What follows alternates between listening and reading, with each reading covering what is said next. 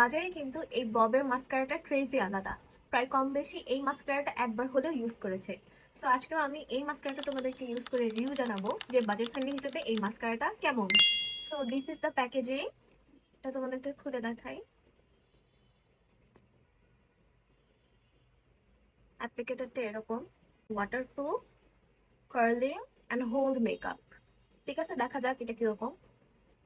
So এটা আমি চোখের এক পাশে ইউজ করবো এবং আরেক পাশে ইউজ করবো না, যাতে তোমরা ডিফারেন্স বুঝতে পারো। লোয়ার ল্যাশে একটু ইউজ করি।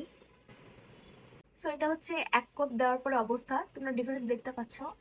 আরেকবার আমি দিয়ে দেখবো যে লাস্টে কেমন লাগে দেখতে।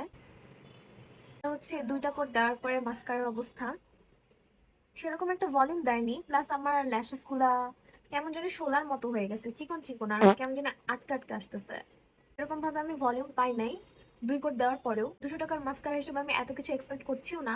তোমরা যদি এটা ইউজ করে থাকো তাহলে অবশ্যই কমেন্ট করে জানাও এই মাস্কারাটা তোমাদের কাছে কেমন লেগেছে, এবং নেক্সট কোন প্রোডাক্টের রিভিউটা কমেন্ট করে জানাও।